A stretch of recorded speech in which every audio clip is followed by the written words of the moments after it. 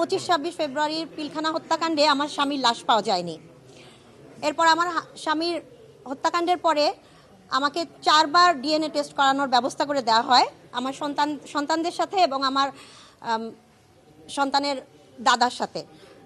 করার পর থেকে এই পর্যন্ত তার 4 বার ডিএনএ টেস্ট হয়, কিন্তু আমাকে 10 মাস পরে একজনের লাশ দেওয়া হয়। সেই লাশটা 47 বছর বয়সী ছিল এবং 5 ফিট 5 ইঞ্চি হাইটের ছিল। যেখানে আমার হাজব্যান্ড 25 ফেব্রুয়ারি 2009 সালে তার বয়স ছিল 28 বছর 5 মাস 25 দিন এবং তার হাইট ছিল 5 ফিট 11.5 ইঞ্চি।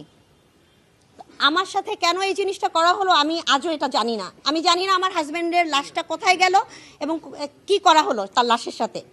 আমাকে একটা মিথ্যা কবর দেওয়া হয়েছে, আর আমি যতবারই এটার জন্য প্রতিক্রিয়া জানিয়েছি আমাকে বলা হয়েছে আমার হাজব্যান্ডকে দেশদ্রোহী করা হবে। আজকে আমি মিডিয়ার সামনে বলতে চাই, অবশ্যই হত্যাকাণ্ডের বিচার হতে হবে এবং আমার হাজব্যান্ডের জন্য সম্মানজনক একটা অবস্থা এনে দিতে হবে।